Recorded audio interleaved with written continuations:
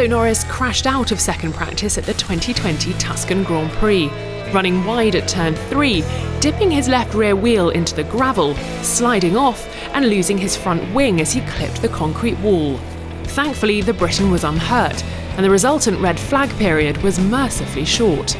With 90 minutes of track time already under their belts from the morning, it seemed drivers were starting to feel more comfortable about pushing the boundaries.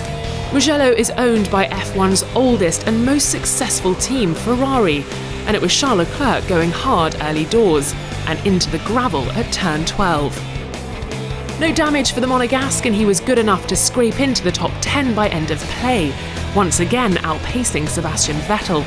The German performing a pirouette almost at the same spot as his teammate, before suffering a power loss as the session ended. Not the kind of finish the Prancing Horse garage were looking for. Also in the stones was Kimi Räikkönen, the Iceman on a flying lap, getting caught by Racing Point's Sergio Perez as the Mexican left the pit lane. But the car came from the pit lane. Okay.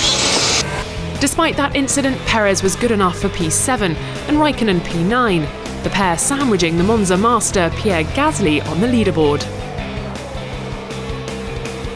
As the soft-shod quali simulations played out, Red Bull looked quick through Mugello's undulating curves. Having endured a disappointing Monza, where they were unable to capitalise on Mercedes' woes, they are another team that will feel they have something to prove this weekend. Max Verstappen third quickest, some 7/10ths faster than Alex Albon in the sister RB16. His time still good enough for fourth.